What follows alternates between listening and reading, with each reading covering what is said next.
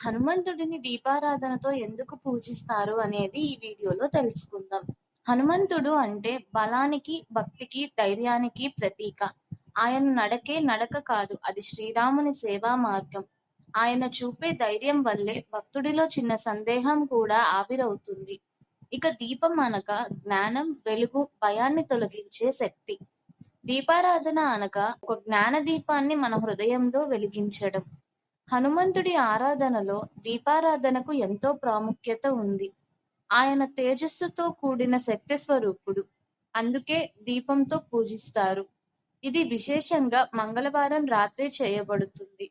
చాలా మంది 108 దీపాలు వెలిగించి భక్తితో అర్పిస్తారు. ఇది కేవలం ఒక చలన దీపారాధన కాదే గాని, మనసులో అజ్ఞానాన్ని తొలగించేందుకు, భయాన్ని పోగొట్టేందుకు హనుమంతుడి కరుణతో కోరే దీపయాత్ర. హనుమంతుడికి అర్పించిన దీపం మనలో ధైర్యాన్ని, వెలుగుని ఇస్తుంది.